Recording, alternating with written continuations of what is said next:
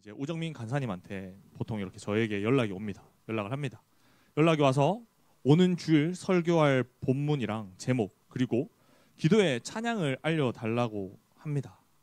지난주에도 이제 간사님에게 연락이 왔어요. 목사님 이번 주 설교 본문이랑 제목 그리고 기도의 찬양을 알려주시면 감사하겠습니다. 이렇게 연락이 왔어요. 그런데 제가 그때 설교 본문이랑 제목은 나와 있었는데 마땅한 기도의 찬양곡을 정하지 못한 상태였습니다. 설교 제목을 정할 때부터 이렇게 떠올라야 할 찬양은 안 떠오르고 오늘 설교 제목과 찰떡궁합인 그 가요만 계속해서 머리에 맴돌더라고요. 그래서 정민 간사님에게 카톡을 이렇게 보냈습니다. 본문은 사도행전 11장 19절에서 30절 말씀이고요. 제목은 역행자입니다.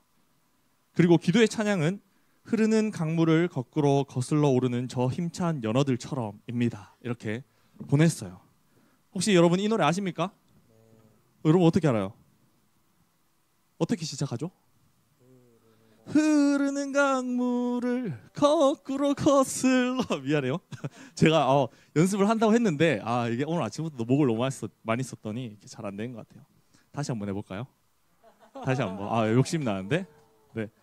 흐르는 강물을 거꾸로 거슬러 오르는 연어들의 도무지 알 수 없는 그들만의 신비한 이유처럼 이렇게 시작을 해요. 그죠? 이 노래를 기도의 곡으로 하겠다고 하니까 간사님의 다음 카톡에 굉장히 당황스러움이 묻어납니다. 정확히 이렇게 답장이 왔습니다. 혹시 이거 강산의 아저씨 노래인가요? 점점 물음표 느낌표 이렇게 당황스러움이 묻어나죠.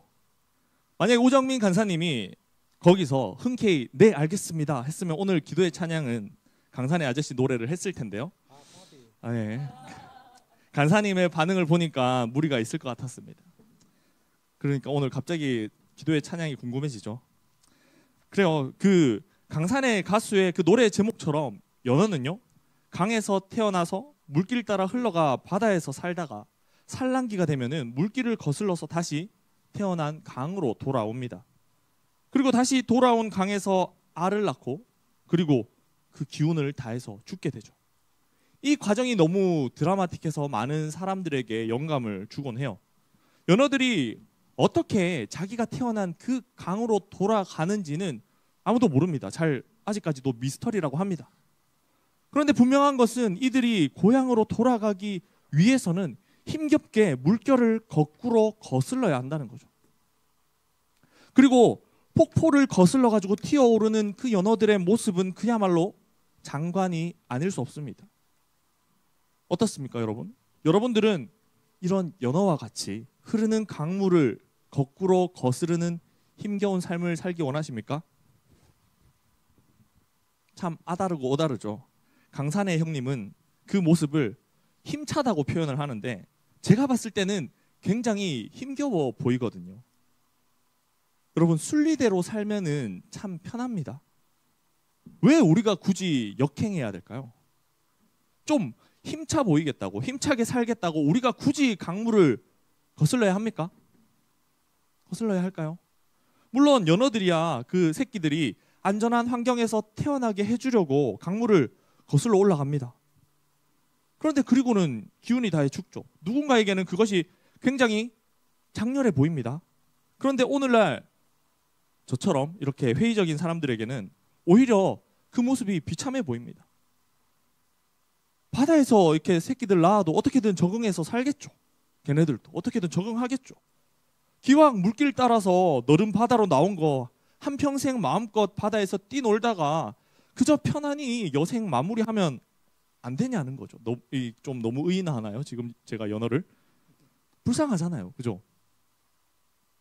우리의 삶도 마찬가지입니다. 굳이 메인스트림을 거부할 필요가 있습니까? 대세 따라가면 편한데 왜 우리가 그걸 거슬러야 되죠? 왜 거슬러야 되죠? 왜 거슬러야 된다라고 생각하나요? 준성아. 메인스트림을 따라 살고 있니? 모르겠어요? 하민아, 우리가 왜 대세를 거슬러야 될까요? 대세를 거슬러야 될 이유가 있습니까? 대세는 항상 변하기 때문에 철학적인 대답을 해줬네요. 우리가 대세를 거슬러야 할 이유가 있다면 그 이유는요, 우리가 그리스도인이기 때문입니다, 여러분. 우리가 그리스도인이기 때문에 대세를 거슬러야 돼요. 흐르는 물결을 거슬러 올라가야 됩니다. 오늘 성경에서 처음으로 그리스도인이라고 불리는 교회가 나옵니다. 그 교회 이름이 뭘까요? 맞습니다. 바로 안디옥 교회입니다. 초대교회 당시 안디옥 교회는 이방 선교의 전초기지 역할을 했습니다. 이 안디옥 교회의 처음 태동을 보여주고 있는 본문이 바로 오늘 이 본문이죠. 그리고 우리 교회 이름이 뭡니까, 여러분? 안디옥 교회, 광교 안디옥 교회입니다. 그죠? 우리 교회 이름이 바로 이 본문에 기초하고 있다는 겁니다. 우리 교회 이름이 이 본문에 기초하고 있다는 거죠. 이 본문으로부터 담임 목사님이 목회의 방향을 정해서 온 교회가 전도와 양육, 특별히 오직 성경을 가르치고 배우는데 힘을 쏟고 있는 겁니다. 여러분, 오늘날 우리는요, 자칭 그리스도인입니다. 그죠? 자칭 그리스도인이잖아요. 심지어 교회를 다니지만 교회 밖에서는 그리스도인임을 밝히지 않으려는 사람들도 있습니다. 오늘날에 많이 있어요. 그런데 여러분, 오늘 본문의 이 안디옥 교회는요, 교회 밖에서 보고 다른 사람들이 그걸 보고 그들을 그리스도인이라고 불렀다는 겁니다. 왜? 그들은 뭐가 달랐을까요? 세상 사람들과 뭐가 달라서 그들에게 특별한 어떤 명칭을, 닉네임을 정해서 불러줬을까요? 그리스도인이라고. 그들은 뭐가 달라도 달랐던 겁니다. 대세를 따르는 그 세상 사람들과는 달라도 달랐던 겁니다. 과연 뭐가 달랐을까요? 안디옥 교회 성도들의 어떤 모습이 세상의 거센 물결, 흐르는 강물을 거부하는 것으로 보였을까요? 우리 함께 말씀을 살펴보겠습니다. 그 거부하는 것이 무엇이었을까? 안디옥 교회가 거부하던 그 세상의 물결, 그것은 무엇이었을까요? 한번 따라해 보겠습니다. 첫 번째, 위축되는 것을 거부했습니다. 네, 본문 19절 말씀 함께 읽겠습니다. 시작. 그때에 스데반의 일로 일어난 환란으로 말미암아 흩어진 자들이 베니게와 구브로와 안디옥까지 이르러 유대인에게만 말씀을 전하는데, 아멘. 여러분, 오늘 본문은 우리가 얼마 전에 살펴봤던 사도행전 8장 말씀과 연결되어 있습니다. 특별히 8장 1절에서 4절 말씀과 연결이 되어 있습니다. 스데반이 사람들 앞에서 예수님을 전하다가 순교를 당하고, 그리고 교회를 향한 본격적인 박해가 시작됐습니다. 사도행전 8장을 보면 그때 사도들을 제외하고 모든 성도가 유대와 사마리아 모든 땅으로 흩어졌다고 하죠. 그리고는 오늘 본문에 이르기까지 중간에 여러 가지 일들이 일어납니다. 빌립이 사마리아 땅으로 가서 복음을 전하고, 그리고 광야에서 에디오피아 내시를 만나서 예수님에 대해 가르쳐주고, 또 기세등등하게 그 교회를 박해하던 사울이 다메섹 도상에서 기적적으로 예수님을 만나고 회심합니다. 그리고 또 베드로가 두루다니며 이적을 행하는데 성령의 인도하심 가운데 이방인 백부장 고넬료를 만납니다. 그리고 그 집에 성령이 임하는데 베드로가 이방인에게도 성령이 임하는 이 일을 놀라워하면서 고넬료에게 세례를 줍니다. 예루살렘 교회가 이 일에 대해서 듣고 이 모든 영광을 하나님께 올려드리죠. 이렇게 많은 일이 8장에서부터 오늘 본문에 이르기까지 일어납니다. 그런데 오늘 본문은 다시 그 스데반의 순교를 기점으로 교회가 박해받고 흩어지는 상황으로 돌아갑니다. 여러분, 한번 상상해 봅시다. 피난민들의 모습이 어떻습니까? 피난민들. 전쟁이 터지면 삶의 터전을 잃은 많은 사람들이 피난길에 오르잖아요. 그죠? 그들의 심정을 우리가 어찌 다 알겠습니까? 그죠? 다 알겠습니까만은 조금이나마 헤아려 본다면 참 두렵고 막막할 겁니다. 그 피난민의 심정이라고 하면. 앞으로 가족들과 어디 가서 안전을 보장받고, 또 무엇으로 그들의 생계 수단을 마련해서 먹고 살지 아득할 겁니다.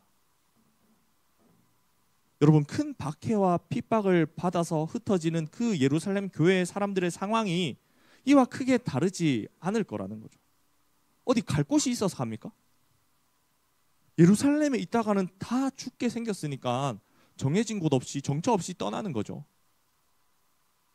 이들의 여정이 오늘 말씀에서 뭐 어떻게 나옵니까?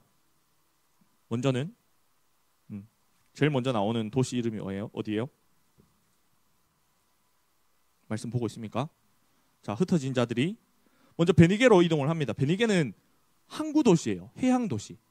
해양 도시로 먼저 이동을 해요. 그리고 어디로 가죠? 구브로로 갑니다. 구브로는 거기서 배를 타고 나가야 돼요. 섬 도시예요. 섬입니다. 섬. 그 섬으로 가고 거기서 다시 어디로 갑니까? 이제 안디옥으로 가는 거죠. 다시 이제 육지로 들어가는 거예요. 배를 타고 수리아 안디옥으로 들어갑니다. 육로 해로를 모두 거쳐야 하는 고된 여정이었습니다. 박해와 핍박을 피해서 오른 피난길이죠. 그래서 상상을 해보면 우리가 뭐 쉽게 떠올릴 수 있는 것은 얼굴에는 어두운 그림자가 드리워져 있고 어깨는 축 처진 채로 한껏 위축돼 있는 것이 우리의 머릿속에 그려진 그림 아닙니까? 박해와 핍박을 피해서 도망가는데 피난길에 오른 거와 마찬가지인데 위축돼 있는 것이 상식적이죠. 우리가 실제로 그 일을 겪어본 적이 없다 할지라도 그 정도는 상식적인 수준에서 얼마든지 상상할 수 있습니다. 그죠? 그런데 여러분, 이들이 예루살렘에서 베니게에서 구브로에서 안디옥으로 옮겨가면서 뭐 하고 있습니까? 말씀을 전하고 있습니다. 말씀. 과연 이들이 피난민처럼 수심 가득한 얼굴로 한껏 위축된 자세로 복음을 전했을까요? 예승아? 이렇게 지금 졸면서도 지금 맥락을 이해하고 있어요. 네, 그 위축된 자세로 복음을 전했을까라는 거죠. 그럴 것 같으면은 안전하는 게 낫죠, 그죠? 그럴 것 같으면 안전한 게 낫지. 복음은 좋은 소식인데, 복된 소식인데, 이 좋은 소식을 전하면서 어찌 피난민과 같은 모습으로 전하겠습니까? 그렇게 해서 복음이 전해지겠냐는 거죠. 그들의 상황은 마치 피난민의 그것과 같았거든요. 그런데 그 가운데에서도 그들의 태도는 피난민과 전혀 달랐을 겁니다, 여러분. 그들은 피난 중에도 복음 전도자였습니다. 스데반이 죽고 예루살렘 교회가 박해받아 흩어지고 어디가 도착지인지도 모르고 마냥 움직이는 이 상황은 누가 봐도 쭈구리 신세입니다. 누가 봐도 쭈구리 신세라고요. 위축되고 기가 죽는 게 당연해 보여요. 그런데 초대교회 성도들은 그 가운데 위축된 그 태도를 보이기에는커녕 오히려 가는 곳마다 복음을 전하고 있습니다. 담대하게 하나님의 말씀을 선포하고 있습니다. 되게 모순적이잖아요, 그림이. 그죠? 어떻게 이럴 수 있을까요? 어떻게 이들은 이렇게 쭈구리 신세가 당연한 그런 환경에서, 그런 상황에서 역설적이게도 복된 소식, 좋은 소식을 들고 사람들에게 말씀을 전할 수 있었을까요? 여러분, 그 이유는, 그 비결은 복음이 가진 바 구원의 능력이 그 어떤 상황에서도 위축되는 것을 거부하기 때문입니다. 복음이 가진 구원의 능력이 박해와 핍박이 가해지는 그 어떤 위축되는 상황 속에서도 그 위축됨을 거부한다는 거죠. 지난주 몇몇 청년들이 경기대 그리고 아주대로 캠퍼스 전도를 갔습니다. 저랑 이여름 전도사도 이제 오전에, 이여름 전도사는 저랑 이제 오전에 경기대만 동행을 했는데요. 우리는 아침 1교시 수업 전에 자리를 잡고 지나가는 학생들에게 다가가서 같이 걸어가면서 복음을 전하기도 하고 벤치에 앉아있는 사람들에게 다가가 전도하기도 했습니다. 그런데 여러분, 그 가운데 목사라고 별 수 있는 건 아닙니다. 여러분, 저한테 다가오지 마세요 막 이렇게 노골적으로 보내는 그 불쾌한 시선과 애써 안 마주치려고 이게 제가 멀리서 이제 정장을 입고 다가가니까 그 멀리서부터 이렇게 계속 대각선으로 움직이는, 점점 저로부터 멀어지려 하는 그런 사람들을 보면서 저도 아닌 척해도 위축되고 몸이 굉장히 쭈뼛쭈뼛해지는 것이 느껴졌습니다. 관심 없어요, 바쁩니다, 이렇게 반응하는 학생들에게 괜히 귀찮게 한 것 같아서 미안해가지고 몇 번이나 죄송합니다 하면서 이렇게 겸연쩍게 돌아서야 했습니다. 저만 그런 건 아닐 겁니다. 뭐 우리 함께 했던 그 청년들도 전도사님도 그런 것들을 느꼈습니다. 그래요, 여러분. 분명 오늘날 교회를 향한 사람들의 냉소적인 시선 그리고 태도는 우리의 길을 죽입니다. 우리를 위축되게 만들어요. 그런데 여러분들은 우리가 가지고 있는 복음, 우리가 전하는 복음이 진짜임을 믿으십니까? 아멘인가요? 네. 여러분, 우리가 가지고 있는 복음은요, 진짜입니다. 이거는 구원의 능력 있는, 네, 정말이라고요. 리얼이라고요. 진짜라고요. 약장수가 만병통치약이라고 속이고 파는 그런 싸구려가 아닙니다. 그런 싸구려를 파는 약장수도 사람들 앞에서 얼마나 당당해요. 그죠? 근데 여러분, 우리가 진짜배기 복음을 가지고 있는 사람들은 왜 위축됩니까? 왜 그렇게 기죽은 모습으로 복음을 전합니까? 저를 향해 묻고 있습니다, 지금. 네. 그래요, 여러분. 복음은 세상 사람들이 발빠르게 움직여서 쟁취하려고 하는 그 어떤 것보다도 귀한 겁니다. 세상 사람들이 지금도 열심히 달려가고 있습니다. 어떤 것들을 쟁취하기 위해서, 어떤 것들을 성취하기 위해서. 세상 사람들이 그렇게 얻고자 하는 그 어떤 것보다요, 우리가 가진 그 복음은 귀합니다, 여러분. 아멘인가요? 네.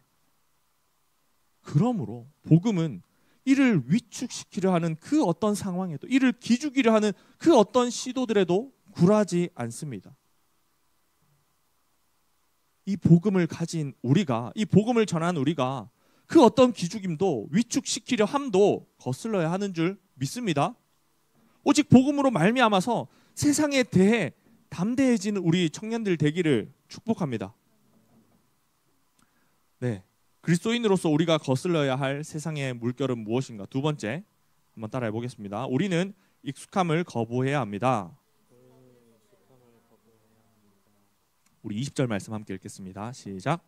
그 중에 구브로와 구레네 몇 사람이 안디옥에 이르러 헬라인에게도 말하여 주 예수를 전파하니, 앞에서 초대교회 성도들이 흩어져서 담대하게 말씀을 전하는 것까지는 좋았습니다. 하지만 누구에게만 전했다 하죠? 처음에는 유대인에게만 전했다고 합니다. 처음에 이방인들에게까지는 복음을 차마 전하지 못했어요. 초대교회 성도들이 이방인에게 복음을 전하는 것은 익숙함의 경계를 넘어가는 일이었어요. 그 경계를 넘어가는 것은 상상 이상의 그 불편함과 거부감을 일으키는 것이었습니다. 유대인 그리스도인들에게. 아직까지 유대인들끼리 예배를 드리고 유대인들끼리 교류를 나누는 것이 익숙하고 편했습니다. 그들을 두르고 있는 울타리는 아주 견고했습니다. 그들이 치고 있는 경계는 아주 완고했습니다. 그 가운데 이방인이 끼어드는 것을 쉽게 상상할 수 없었어요. 그런데 흩어진 성도들이 수리아 안디옥에 이르러서 그 경계를 넘어서는 사람들이 생깁니다. 구레네와 구브로 사람들 중 몇 사람이 이방인에게도 복음을 전하기 시작한 겁니다. 구레네와 구브로에서 온 유대인 디아스포라 사람들입니다. 이 사람들은. 구레네는요, 오늘날로 말하면은 저기 아프리카 리비아라는 곳에 위치한 도시입니다. 예수님이 갈보리 언덕을 올라갈 때 옆에서 십자가를 짊어졌던 사람이 누구죠? 구레네 사람 시몬입니다, 여러분. 구레네 사람 시몬. 이런 것들 기억해 주시기 바랍니다. 이 구레네와 구브로로부터 유대인 디아스포라가 익숙함의 경계를 허물고 이방인에게 말씀을 전했습니다.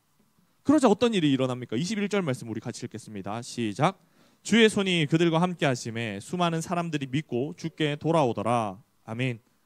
흩어진 사람들이 이방인에게 복음을 전하기 시작하자 주의 손이 그들과 함께하며 수많은 사람들이 믿고 주님께 돌아오는 일이 일어납니다. 익숙함의 경계를 넘어서 이방인에게까지 전도하는 것은 유대인들 마음 깊은 곳에서부터 일어나는 그 거부감과 불편함을 직면하는 일이었습니다. 지금껏 외면한 채 잘 살아왔고 앞으로도 되도록 외면하고 싶었어요. 하지만 큰 박해와 핍박을 만나서 예루살렘에서 베니게로, 베니게에서 구브로로, 구브로에서 안디옥으로 이렇게 이동하는 어렵고 힘든 상황 가운데 몇몇 사람들로부터 마음의 경계가 허물어지고 있는 겁니다. 그리고 그들이 그 경계를 허물고 이방인에게도 복음을 전하자 하나님의 손이 함께 하더라는 거죠. 여러분, 지난주에 제가 부흥에 대한 이야기를 하면서 여러분과 머릿속으로 한 가지 그림을 그렸습니다. 기억나요? 아주 힘센 아빠와 5살짜리 아들이 여행을 가려고 하는데 아빠 차 앞에 5톤 트럭이 이중 주차되어 있었던 거죠. 그 여행을 떠나려면 어떻게 해야 돼요? 5톤 트럭을 밀어야 됩니다. 자, 그 그림을 우리가 상상했단 말이에요. 그때 5살짜리 아이가 아빠 나도 힘세 이렇게 이야기를 하면서 나도 아빠를 거들겠다고 아빠 옆에서 몸을 기울여서 트럭을 밉니다. 자기 딴에는 용을 쓸 겁니다. 팔로도 밀어보고 등으로도 밀어보고 자기 온 체중을 다 실어보겠죠. 그런데 여러분, 무려 5톤이나 되는 트럭이 꼼짝이나 하겠습니까? 5살짜리 꼬마아이가 민다고? 꼼짝도 안 하겠죠. 힘센 아빠가 밀지 않으면요, 아이가 온 체중을 다해서 민다고 한들 이는 꿈쩍도 하지 않는 벽을 미는 것과 같습니다. 그런데 김종국 저리 가라 할 만큼 힘센 아빠가 밀면은 이야기가 달라지죠. 꿈쩍도 하지 않을 것 같은 차가 움직이기 시작합니다. 여러분, 흩어진 사람들 중 몇몇이 경계를 넘어서 이방인에게까지 복음을 전하자 하나님의 손이 밀기 시작합니다. 하나님의 손이 이 일을 돕습니다. 아니, 전능하신 하나님이 전혀 불가능해 보이던 일을 가능하게 하십니다. 가능하게 만듭니다. 예루살렘 안에서는 유대인끼리만 모여서 예배드리고 교제했습니다. 그런데 이제 안디옥에서는 수많은 사람들이 믿고 주께로 돌아오는데 거기에는 헬라인들도 있어서 유대인과 이방인이 더불어 주님께 나아가게 된 것입니다. 상상하기 어려운 일들이 일어나고 있는 거죠. 지금까지 없던 일이 일어나고 있는 거죠.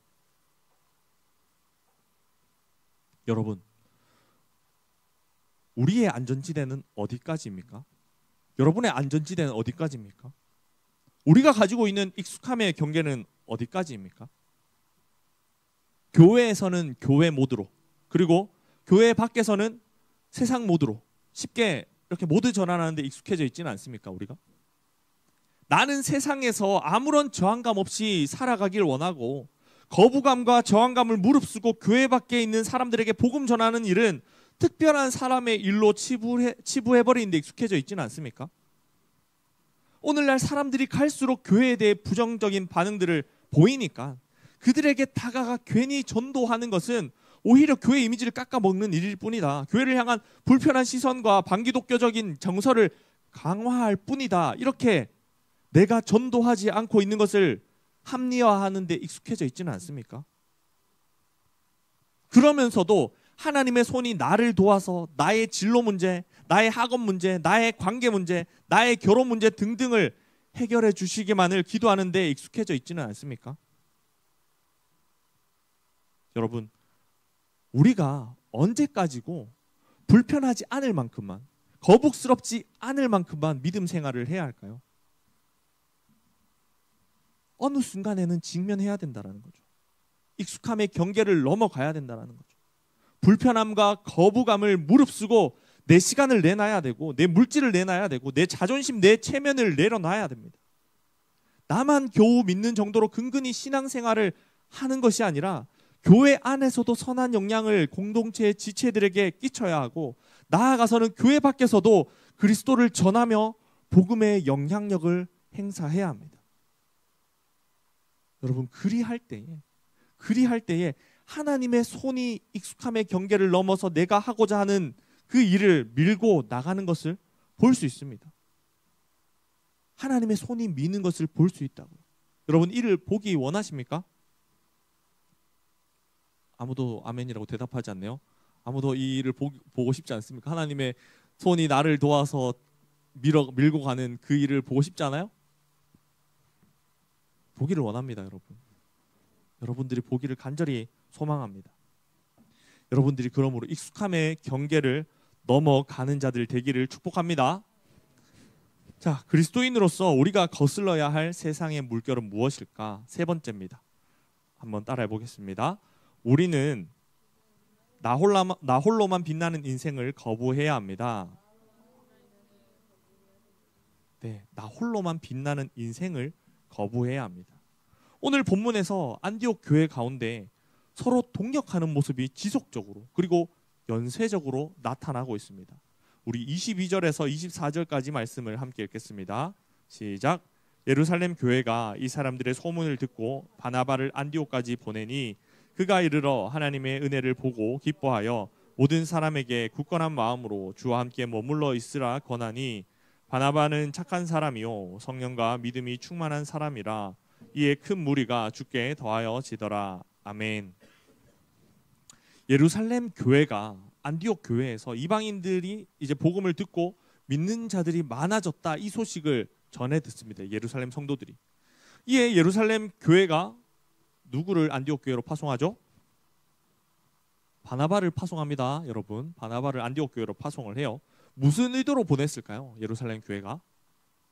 먼저는 예루살렘 교회는요, 검증을 하고 싶었어요.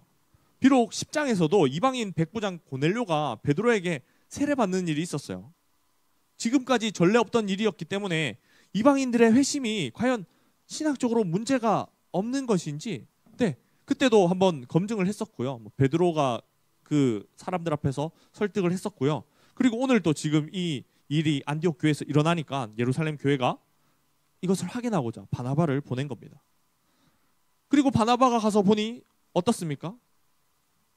네, 안디옥 교회에서 유대인, 이방인 할 것 없이 구원의 역사가 일어나는 이 일이 사람의 일입니까? 사람의 능력으로 되는 일입니까? 아니라는 거죠. 하나님의 은혜로 된 일이었습니다. 하나님의 은혜였어요. 이는 인간의 노력으로 된 것이 아니라 하나님이 하신 겁니다. 이렇게 인정하고 있습니다. 바나바가. 그리고 예루살렘 교회가 바나바를 안디옥 교회에 파송한 또 다른 이유가 있습니다. 그것은 돕기 위해서였습니다. 성도들의 수가 늘어가는 안디옥 교회에 이 귀한 목회자, 그 이름도 위로의 아들을 의미하는 바나바를 보내서 안디옥 교회에 힘을 싣고자 했습니다. 그리하여 착한 사람이요 성령과 믿음이 충만한 사람이었던 바나바는 안디옥 교회를 잘 섬겼고 그로 말미암아 안디옥 교회 가운데 큰 무리가 주께 더하여졌다 이렇게 말씀합니다. 초대교회의 이 베이스 캠프 역할을 하는 예루살렘 교회에서 이방인을 전도하며 부흥하는 그 안디옥 교회를 지원 사격하며 동력하니까 성령이 역사하면서 큰 무리를 더하게 하신 겁니다. 예루살렘 교회가 안디옥 교회에 동력하니까 힘센 하나님 아버지의 손이 부흥의 역사를 밀고 나갑니다. 그리고 바나바는 또 다른 동력자를 찾습니다. 25절 26절 말씀 함께 읽겠습니다. 시작. 바나바가 사울을 찾으러 다소에 가서 만남에 큰 무리를 가르쳤고 제자들이 안디옥에서 비로소 그리스도인이라 일컬음을 받게 되었더라. 아멘. 과거 스데반을 돌로 쳐 죽이는 일을 주도하고 초대교회 성도들을 집요하게 박해했던 사울이었으나 사도행전 9장 다메섹으로 가는 길에서 극적으로 예수님을 만났습니다. 이제 사울은 그리스도를 전하는 자들을 박해하는 자에서 그리스도를 전하며 박해받는 사람으로 변화되었습니다. 돌아섰습니다. 과거 그의 동료들은 이제 그의 대적자들이 되었고 과거 그의 박해 대상들은 오히려 그의 형제가 되었습니다. 하지만 워낙에 초대교회 성도들을 박해하는 일에 앞장섰던 사울이었기 때문에 기존의 사도들과 예수님의 제자들이 단번에 그를 받아들이기는 어려웠습니다. 그때 나섰던 사람이 바로 위로의 아들 바나바입니다. 이 바나바가 사울이 겪었던 일을 적극적으로 변호하고 보증하면서 예루살렘 공동체 일원으로 받아들이게 애를 썼습니다. 적극적으로 도왔습니다. 하지만 그리스도인들을 박해하던 사람들은 사울과 함께 원래 박해하던 사람들 있잖아요. 그 사람들은 사울이 자신들의 편에서 초대교회 편으로 이제 돌아선 그걸 보고는 배신감을 아주 크게 느꼈습니다. 배신감이 크겠죠, 그죠? 같이 박해하던 사람이 이제는 그 박해받는 무리에 들어가가지고 이제 그들의 편에서 지금 힘을 쓰고 있으니까 배신감이 아주 컸습니다. 그를 죽이려고 혈안이 되었어요. 여기에 대해서 초대교회 형제들이 이제 사울을 보호하며 그가 그의 고향인 다소에서 몸을 좀 사리고 있도록 조치를 취했습니다. 그래서 이제 사울은 다소에 있게 된 거죠. 다소에. 그리고 오늘 본문에서 바나바가 다시 다소에 있는 사울을 찾아가서 동력을 요청한 겁니다. 그렇게 이 두 사람이 안디옥 교회에서 함께 사역을 하게 됐고 1년 동안 열심히 큰 무리를 가르쳤습니다. 그 결과 어떻게 됐다고 하죠? 제자들이 안디옥에서 비로소 그리스도인이라 일컬음을 받게 되었더라. 비로소 그리스도인이라 일컬음을 받았다는 거죠. 이것은요, 앞에서 수많은 사람들이, 수많은 무리가 믿고 죽게 돌아왔다. 큰 무리가 죽게 더하여졌다. 이 표현들과는 또 다른 차원의 부흥을 이야기합니다, 여러분. 그리스도를 따르는 제자로서의 모습을 안디옥 교회 성도들이 갖추기 시작했다는 것을 의미하죠. 단순히 교회의 그 공동체 일원들이 많아지는 것을 보여주는 것이 아니라 이제는 그 일원들이 그리스도인다운 모습, 그리스도의 제자다운 모습을 보여주기 시작했다는 겁니다. 어쩌면 더 중요한 차원의 그 부흥이 이들 안에 일어나고 있죠. 바나바가 사울과 동역해서 안디옥 교회 성도들을 가르치자 그들 안에 이제 내적 부흥이 일어나고 있는 겁니다. 내적 부흥이라고 해서 여러분 외적 부흥과 다른 게 아닙니다. 우리가 하는 게 아니라 하나님이 하십니다. 서로 힘을 모으자 하나님의 손이 그들과 함께합니다. 하나님의 손이 그들을 밀고 갑니다. 그리고 오늘 본문에서 서로 동역하는 모습은 이게 다가 아닙니다. 28절에서 30절까지의 말씀을 보면 예루살렘의 지원을 받던 안디옥 교회가 큰 흉년으로 말미암아 어려움을 겪는 예루살렘 교회에 다시 이제 오히려 도움의 손길을 내밉니다. 지원을 받다가 이제는 또 지원해주는 그 역할, 반대의 역할도 하게 되는 겁니다. 예루살렘 교회가 안디옥 교회에 힘을 보태고 사울이 바나바에게 힘을 보태고 다시 안디옥 교회가 예루살렘 교회에 힘을 보태는 이 동력의 선순환이 일어나고 있습니다.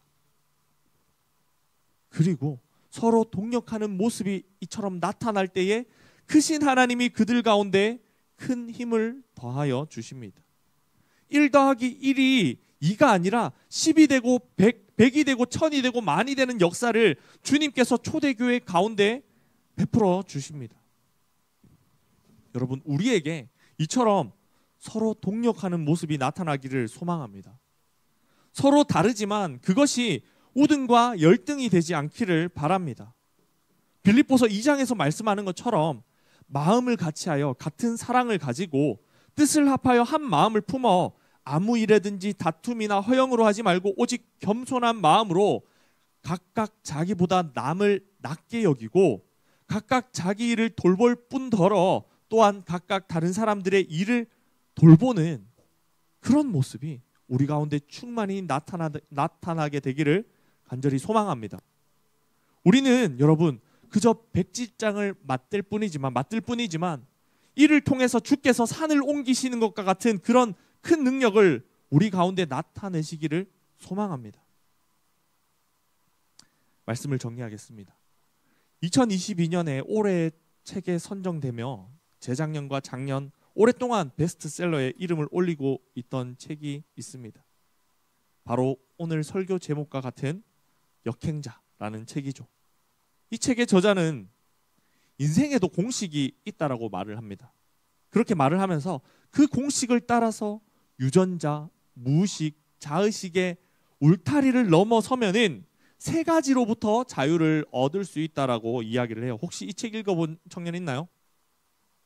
역행자라는 책을 안 읽나요? 우리 청년들은? 네? 밀리의 서재에 혹시 가입된 사람 없습니까, 여러분? 네, 알겠습니다.